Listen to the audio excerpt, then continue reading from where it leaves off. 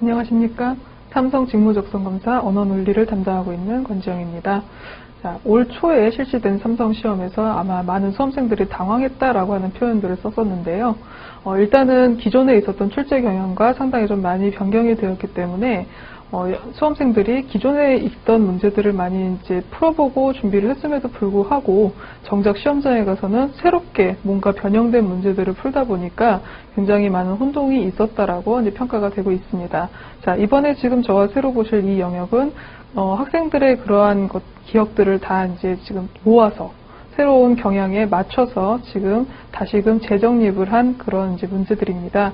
일단은 언어논리라고 하는 영역이 기존에 있었던 어휘라든지 한자어 이런 것들을 강조하기보다는 보다 좀 더 논리적인 측면, 그리고 빠른 판단이라든지 즉석에서 해결할 수 있는 여러분들이 가지고 있는 어떤 추론의 능력, 이런 것들을 많이 측정을 하는 형태로 바뀌었는데요.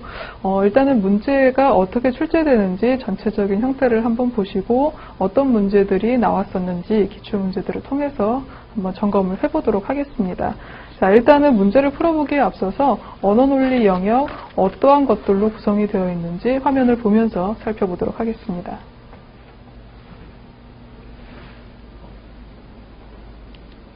자, 표를 보시면 알겠지만은 출제 영역이 4가지 영역으로 일단 구분이 되고 있습니다. 어휘력, 문장 배열, 빈칸 추론, 독해, 이렇게 해서 4개 영역 정도로 지금 구분이 되고 있는데요. 전체적인 문항수는 30문항이고요. 시간은 25분이 배정이 되어 있습니다. 여러분들 아시겠지만 이 4개의 단계에서 사실상 어휘력 같은 경우는 좀 비교적 좀 간단하다라고 한다면 독해 영역은 정말로 여러분들을 정말 혼란의 시대로 빠뜨리게 하는 그러한 부분인데, 굉장히 긴 지문에 여러 개의 문제가 이렇게 출제되는 형태 기억하실 겁니다.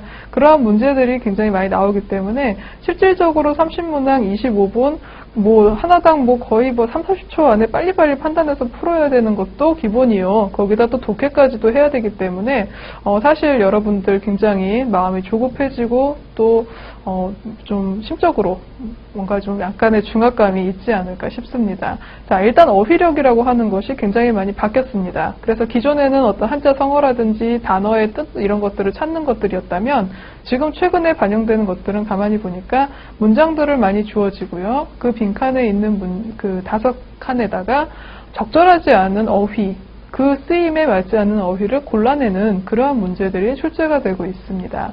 그 다음에 문장 배열, 다들 알고 계시던 형태인데요. 일단은 지문이 주어진 다음에 그 순서를 배치하는 형태, 가장 기본적인 형태가 등장을 하고요. 그 다음에 하나 더 보기가 주어진 다음에 이 보기가 들어갈 적절한 위치는 어디이냐, 이렇게 묻는 형태로 지금 분류가 되고 있습니다.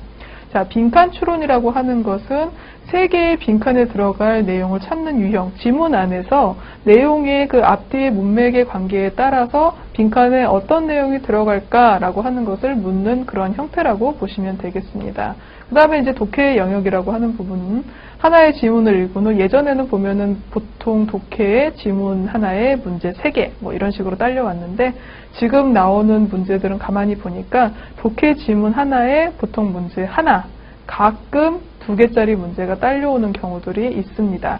그래서 실질적으로 독해의 양이 굉장히 훨씬 방대해졌고, 그 다음에 단순한 어떤 어휘의 뜻이나 한자를 외우는 그런 암기력 테스트에서 많이 벗어나 있는 형태다, 이렇게 보시면 되겠습니다. 그래서 여러분들이 이 언어논리를 준비를 하실 때 기존에 있는 방법과 그럼 완전히 다르냐, 꼭 사실 그렇지는 않습니다. 뜻을 물어보고 하는 것들이 문제의 형태는 바뀌었다라고 하지만 결국은 따지고 보면은 어휘력이라고 하는 거는 단어의 의미를 묻는 것은 기본이고요. 그 다음에 독해라고 하는 것도 사실 양이 많아졌던 것이지 문제가 완전히 틀이 싹 바뀌어가지고 새롭게 나오는 것은 아닙니다. 여러분들, 자, 일단은 당황하지 마시고 준비를 하셔야 되는데요. 이제 좀 더 자세한 내용, 문제에 대한 것들은 제가 문제를 풀면서 여러분들과 같이 점검을 하겠지만, 자, 어떻게 준비를 할지 조금 이제 고민이 되실 거예요. 자, 어떠한 식으로 활용을 한번 하면 좋을지, 저는 여러분들과 이제 한번 저도 많이 생각을 해봤는데, 일단은 어휘라고 하는 것은 단어의 뜻을 물어보는 그러한 기본적인 것이죠. 그 다음에 하나 더 나아가서 단어라고 하는 것의 뜻을 묻는 이유는 뭔가요? 우리가 실생활에 그런 어휘를 정확하게 알고 어디다 쓰고 있는지 이런 것들을 사실은 기본적으로 묻는 것입니다. 그렇기 때문에 단순하게 그 단어가 뜻이 이거야 라고 하는 사전을 외우는 것이 아니라 그 단어는 이런 상황에서 쓰이는 거야 라고 하는 것으로 생각의 각도를 약간 바꿔주세요.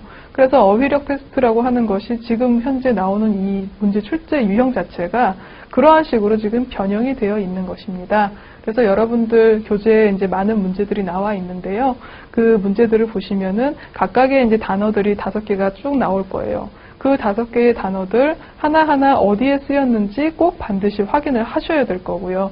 그 다음에 굉장히 우리가 어떻게 보면은 좀 똑같이 같은 용도로 쓰였는데 알고 보니까 뜻이 다르더라. 이 상황에서는 이 단어를 쓰면 안 되겠더라 하는 것들이 사실은 있습니다. 실생활에서 내가 잘못 알고 있는 것들, 이런 것들은 반드시 익혀가지고 올바르게 사용하는 법을 한번 좀 확인을 해보시기 바랍니다. 그런 것들이 시험 문제에 사실 함정으로 많이 나오니까요. 그런 것들을 위주로 확인을 해보시고요. 교재를 최대한 활용을 하셔서 내가 잘 몰랐던 어휘 또는 내가 제대로 알지 못했던 것, 새롭게 안 것들 이런 것들을 쭉 차분하게 정리를 하시다 보면 그래도 지금보다는 훨씬 더 많은 어휘의 양들이 여러분들 머릿속에 들어가 있을 겁니다. 물론 뭐 사전을 꽉꽉 씹어가지고 먹어가면서 외울 수는 없지만은 적어도 우리가 준비를 하면서는 단어는 지금 갖고 있는 지식보다는 좀 더 많은 게 좋지 않겠어요? 그러니까 여러분들 최대한 수험서를 활용을 하셔서 나와 있는 단어들의 용례라든지 이런 기본적인 의미 이런 것들을 익혀두시고요. 그 다음에 한 번 나중에 덮었다가 다시 똑같은 책을 반복하면서 또 한 번 익혀보고 하는 과정으로 복습을 자꾸 하시면은 거기에 있는 책의 내용만큼이라도 충분히 습득을 하실 수가 있을 겁니다. 자, 어휘력은 그렇게 해서 문제의 어떤 특성이나 이런 것들도 기억을 해두시고 그 다음에 어휘의 뜻들도 하나하나 익혀가시는 과정으로 학습을 해보시고요. 문장의 배열은 사실 기존에 있었던 것과 크게 다르지는 않습니다. 이 문장의 배열이라고 하는 거는 어떻게 보면은 여러분들에게 논리적인 구조를 굉장히 요구하고 있는 그러한 영역이라고 볼 수가 있는데요. 내용의 앞뒤 관계 문맥을 따져보는 것이니까 사실상 어떻게 보면 쉽다라고도 할 수 있고 어찌 달리 생각하면 그게 제일 어려워요라고 하는 수험생들도 가끔 있더라고요. 자, 일단은 글에 대한 구조, 무엇을 설명하는가, 그 설명을 뒤에서 받쳐주는 것이 무엇인가 이런 것들을 찾는 포인트를 조금 이따 알려드릴 테니까 활용을 하셔서 한번 보시기 바랍니다. 그 다음에 빈칸 추론이라고 하는 것은 이제 이것도 마찬가지로 여러분들에게 어떤 논리력을 요구하는 거죠. 앞에 있는 문맥에 따라서 나올 수 있는 내용, 이끌어낼 수 있는 진술이냐 이런 것들을 확인하는 것이니까 굉장히 어떻게 보면은 그 사전적인 의미상에 있어서 뭐 이렇게 문학적인 의미가 아니라 그야말로 논리적인 구조상으로 따져서 그 내용이 적절하게 들어올 수 있는가 뭐 이런 것들을 따져보는 그런 문제라고 볼 수가 있습니다. 독해는 굉장히 다양한 양식으로 물어볼 수 있겠죠. 이해를 똑바로 했는지, 이글을 통해서 알 수 있는 게 무엇인지, 아니면 여기 나오는 이 뜻이 무엇인지 굉장히 다양한 방법으로 물어볼 수가 있는데 어떻게 보면은 요 3개의 과정 중에서 가장 어렵고 가장 여러분들이 시간을 많이 소요할 수밖에 없는 그러한 부분입니다. 일단은 어휘력 같은 경우는 판단이 빨라야 되겠죠. 시험장에 가시면은 일단은 내가 아는 거는 풀고 모르는 거라고 한다면은 빨리빨리 넘겨버릴 수 있는 그러한 뭐 스피드 또는 판단력이 좀 필요할 것 같고요. 그 다음에 문장 배열은 가능하면은 조금 요령을 구사를 해서 빨리빨리 넘길 수 있는 그런 기술들을 익혀야 되겠습니다. 자, 기술을 익히고 다 좋은데요. 중요한 거는 뭔가 하면은 학습을 하면서는 내가 그러한 기술을 구사하지 않고 열심히 풀어야 되는 것이 사실은 기본입니다. 왜냐하면은 시험장에서 물론 당연히 시간에 쫓기고 그렇기 때문에 빠른 판단이 요구되고 속도가 요구되는 건 당연한 것인데 문제는 여러분들이 학습을 하시면서 그런 것만 자꾸 기술을 익히시면은 내용은 정작 알고 있는 것이 지금이나 시험장 가서 똑같고 결국은 그냥 빨리 푼 그 동그라미 친 것 빼놓고는 기억이 안 남는다는 것이죠. 여러분들이 시험장에서 어떤 문제를 버리고 어떤 문제를 찍고 어떤 문제를 제대로 풀고 하는 것들을 판단하기 위해서는 지금은 수험서를 잡고 수험서를 꼼꼼하게 보시는 것이 사실은 기본입니다. 그렇기 때문에 여러분들 시간이 걸리더라도 시간에 구애받지 마시고 일단은 내용을 정확하게 알고 있는지를 꼭 반드시 한번 여러분들 점검을 해보시고요. 그 다음에 모의고사 문제들을 통해서 시간을 한번 조절해 보시고 이러한 방식으로 해보시기 바랍니다. 수험서를 최대한 활용하셔서 틀린 것들에 대한 리뷰도 하시고 그 다음에 독해라고 하는 것들도 시간이 많이 걸린다고 하지만 자꾸 읽다 보면은 사실 속도가 좀 빨라지게 돼 있습니다. 그렇기 때문에 여러분들 절대로 어려운 관문이 아니니까 글은 꼼꼼하게 읽어보시고 내가 제대로 이해를 하고 있는지 이런 것들도 한번 꼭 판단을 하셔서 학습을 좀 최대한 학습서를 활용해서 해보시기 바랍니다. 자, 그러면은 이제 본격적으로 한번 어떤 것들이 언어 논리에 들어가는지 한번 보도록 하겠습니다. 자, 일단은 논리적인 이해 영역입니다. 자, 첫 번째로는 우리가 글을 이해할 때 있어서의 분석적인 이해라고 하는 부분을 요구를 하는데요. 일단은 이 분석적인 이해라고 하는 것은 글을 구성하는 각 단위의 내용 관계를 파악하는 것, 그리고 글의 중심 내용을 찾고 그 다음에 글의 전개 방식과 구조적 특징을 파악하는 이러한 것들을 요구를 하고 있습니다. 여러분들에게 이제 글이라고 하는 것의 각 단위, 그다음에 중심 내용은 무엇인지, 그다음에 어떻게 전개가 되는지 뭐 이런 것들을 지금 묻고 있는 건데요. 자, 글이라고 하는 것에 대해서 좀 간략하게 말씀을 드릴게요.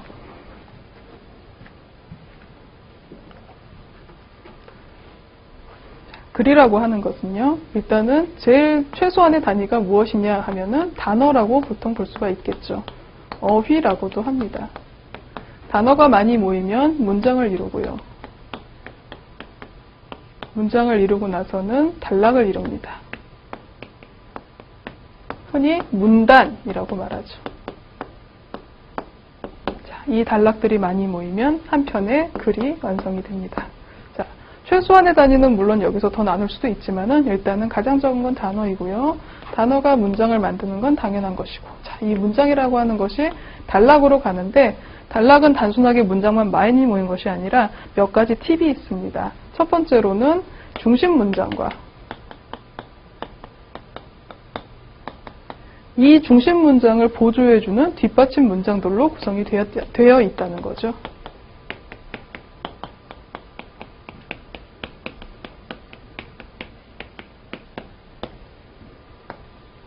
하나의 단락이라고 하는 것은 하나의 생각의 덩어리입니다. 그렇기 때문에 단락 하나라고 하는 것은 단락의 중심 문장 하나, 그리고 그것을 뒷받침하는 문장들, 중심 문장이 두 개일 수는 없다는 것이 원칙이에요. 그래서 우리가 글을 읽을 때 선생님들이 가끔 단락별로 끊어서 중심인 내용이 뭐야? 라고 묻는 선생님들도 가끔 계시거든요.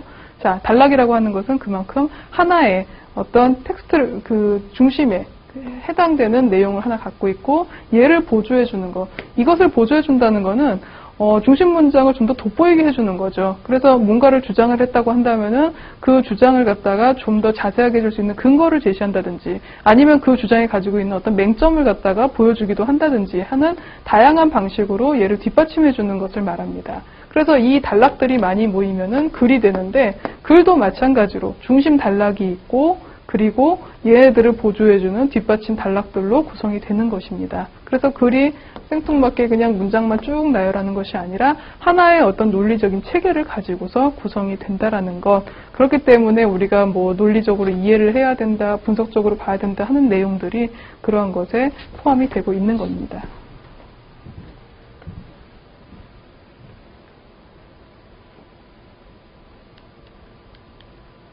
그 다음에 추론적인 이해.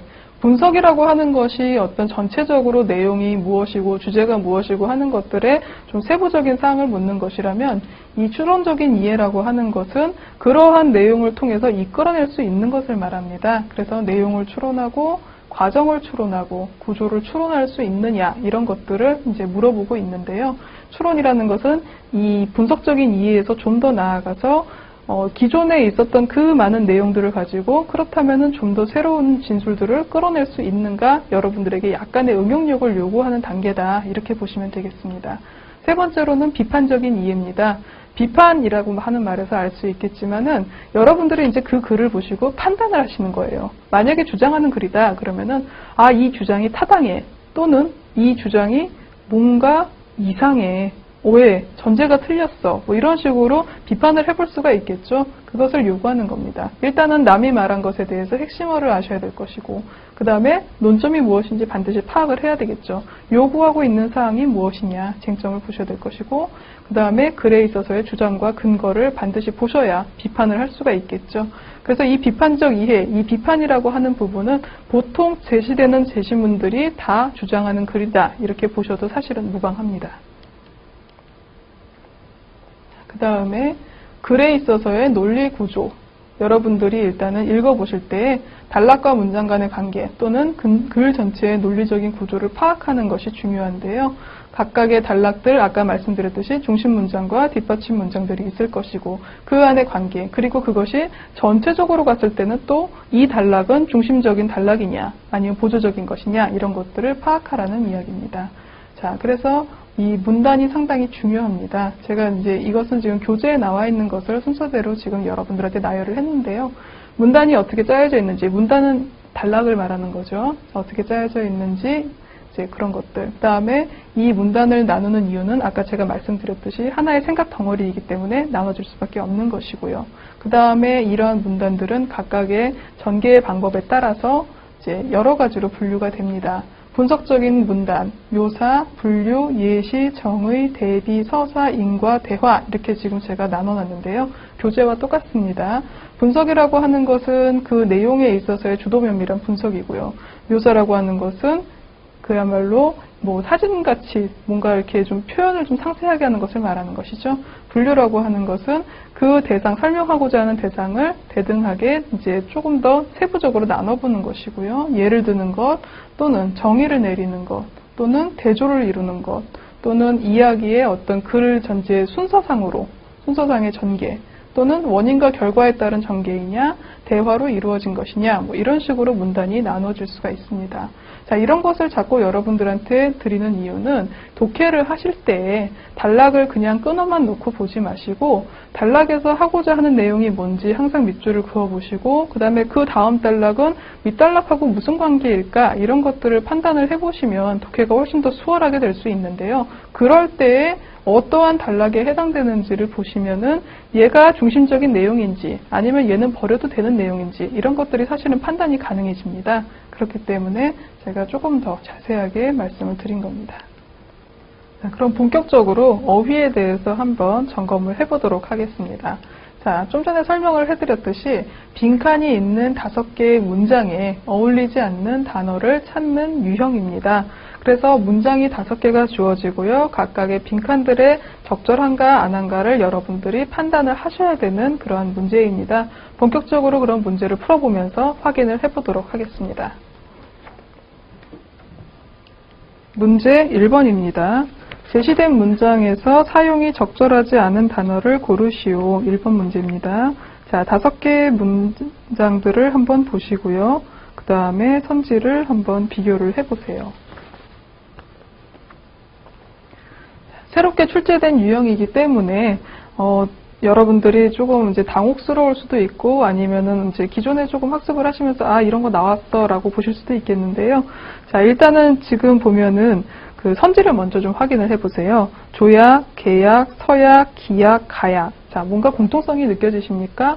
뭔가에 대한 약속이라는 것은 맞습니다. 그래서 이 선지들이 너무 이렇게 생뚱맞게 안 어울리는 것들만 모아놓은 게 아니라 의미가 약간씩 차이가 나는 용도가 조금씩 다른 그런 것들을 많이 모아놓고 있습니다. 그래서 지금 이것이 위에 올라가서 문장들과 결합을 했을 때 적절한 것이 있고 이 중에서 가장 안 어울리는 것이 하나가 있는 그러한 형태라고 보시면 되겠습니다. 일단은 선지를 먼저 꼭 확인을 하시고요.